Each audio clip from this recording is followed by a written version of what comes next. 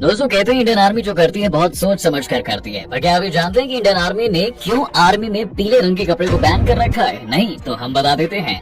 दोस्तों जहाँ पूरी दुनिया पीले रंग को एबिलिटी, पीस, स्टडीज और इंटेलेक्चुअल प्रोग्रेस के सिंबल से जोड़कर देखती है, वहीं आर्मी में पीले रंग के कपड़े को कायरता से जोड़कर देखा जाता है। इससे जुड़ा किस्सा भी बड़ा मशहूर है। साल 2004 में इंडियन आर्मी के पहले फील्ड मार्शल सैम मानेकशॉ को इग्नू की तरफ से डिक्लेयर्ड ऑनरी डिग्री दी जा रही थी, जिसके लिए इग्नू ने एक बहुत बड़ा फंक्शन ऑर्गेनाइज किया था। तब इग्नू के कुलपति ने मानेकशॉ को एक पीला क्लॉथ पहनाया था, जो ऐसे फंक्शन में पहनाया जाता है। जिसके बाद मानेकशॉ ने कुलपति को चाय पर बताया कि एक आर्मी ऑफिसर को पीला कपड़ा पहनना उसका अपमान माना जाता है और इसलिए एक आर्मी ऑफिसर कभी भी पीला कपड़ा नहीं पहनता है। Fact number 7। दोस्तों दुनिया भर के एयरपोर्ट में तैनात कस्टम्स डिपार्टमेंट के ऑफिसर्स हर साल लाखों करोड़ों के ऐसे सामान को जब्त करते हैं जिसे पैसेंजर्स अपने साथ इलीगल तरीके से लाने या फिर ले जाने की कोशिश किया करते हैं। लेकिन क्या आपने कभी सोचा है कि इन सामान का एयरपोर्ट वाले करते क्या होंगे?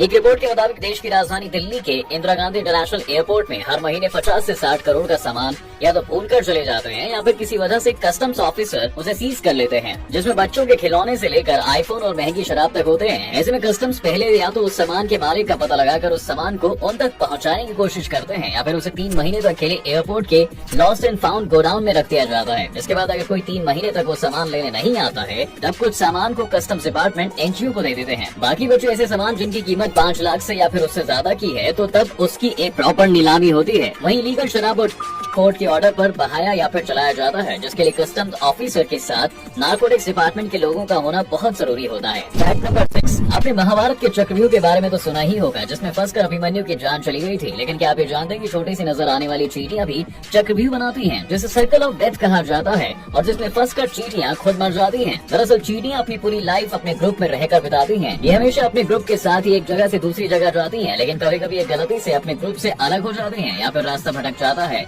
अब क्योंकि चींटियों की आंख नहीं होती और वो एक दूसरे की गंध को फील करके पीछे पीछे चलती हैं, इसलिए कई बार ये एक दूसरे के पीछे चलते चलते एक सर्कल में घूमने लगती हैं, जिसका कोई एंड नहीं होता, जिसके कारण कई चींटियां सर्कल में घूमते घूमते ही मर जाती हैं और बाहर नहीं निकल पाती। Fact number 5। दोस्तों जेआरडी टाटा और उनके टाटा ग्रुप को आज इंडिया में कौन नहीं जानता, पर आपको क्या ये पता है कि इंडियन होने के बावजूद जेआरडी टाटा ने फ्रेंच आर्मी में एक सैनिक की नौकरी क्यों की थी? दरअसल 1904 जेआरडी टाटा का जन्म फ्रांस के पेरिस शहर में हुआ था। जैसे कि सब जानते हैं कि वो टाटा के फाउंडर जमशेदजी टाटा के बड़े बेटे रतन जी टाटा के बेटे थे, लेकिन बहुत कम लोगों को ये पता है कि जेआरडी टाटा की माँ मूल रूप से फ्रांस से थी। जी हाँ, जिसकी वजह से जेआरडी टाटा ने अपना पूरा बचपन फ्रांस, इंग्लैंड और जापान में ही बिताया और जब वो 20 साल के थे तब वो फ्रांस आर्मी का हिस्सा बने थे, क्योंकि तब फ्रांस का ये रूल था कि वहाँ रहने वाले हर व्यक्ति को कम से कम 1 साल के लिए आर्मी ज्वाइन करनी होती थी। लेकिन उनका जन्म फ्रांस में हुआ था और उनके पास फ्रांस की ही नागरिकता थी, इसलिए उन्हें भी फ्रांस की आर्मी ज्वाइन करनी पड़ी थी, जिसके 1 साल बाद उनके पिता ने उन्हें कारोबार संभालने के लिए भारत बुला लिया था।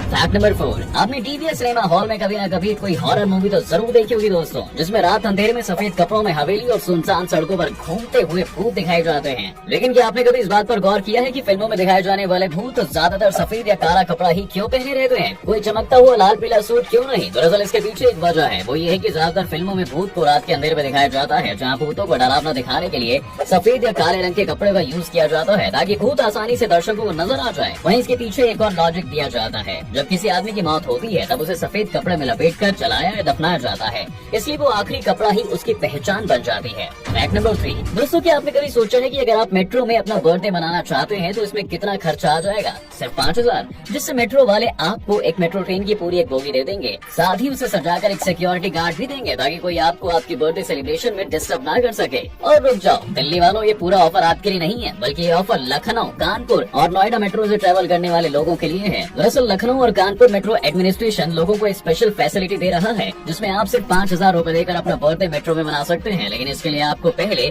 upmrcl@upmrcl.co.in में एक मेल करके इन्फॉर्मेशन जरूर देनी होगी। वैसे पहले ये सर्विस फ्री थी, लेकिन अब मेट्रो इसके लिए 5000 रूपए एज अ फीस चार्ज करने लगी है। वहीं अगर आप नोएडा या ग्रेटर नोएडा में रहते हैं तो आप अपना बर्थडे नोएडा या फिर ग्रेटर नोएडा के बीच चलने वाली एक्वा मेट्रो लाइन में सेम प्रोसीजर फॉलो करके अपना बर्थडे मना सकते हैं। लेकिन बस आपको upmrcl@upmrcl NMRCL.co.in पर NMRC से परमिशन लेनी पड़ेगी। रही बात दिल्ली मेट्रो की, तो भैया यहाँ परमिशन नहीं है, तब तो ऐसे कांड होते हैं। अगर परमिशन देनी तो क्या ही होगा, ये आप खुद ही सोच सकते हैं। फैक्ट नंबर 2, दोस्तों कहते हैं कि दुबई का शाही परिवार जो करता है थोड़ा हटके ही करता है। लेकिन क्या आप जानते हैं कि दुबई के प्रिंसेस शेख लतीफा ने अपनी बेटी का नाम हिंद क्यों रखा है? इससे पहले कि लोग कमेंट बॉक्स में लिखना शुरू कर दें कि मोदी है तो मुमकिन है, उन्हें बता दें कि अरब में हिंद नाम बहुत कॉमन है और अक्सर वहाँ रहने वाले लोग अपनी बेटी को प्यार से हिंद कहकर ही बुलाते हैं। वहाँ ये एक परंपरा की तरह है, जिसके पीछे एक बहुत ही पुरानी इस्लामिक मान्यता है, जिसके मुताबिक इसकी शुरुआत हिंद बिन्त उतबा से हुई थी। जिन्होंने पैगंबर मोहम्मद की बहुत मदद की थी। उन्हें उहुद की लड़ाई के लिए याद किया जाता है। हिंद बिन्त उतबा मक्का में कुरैशियों के कबीले प्रमुख नेता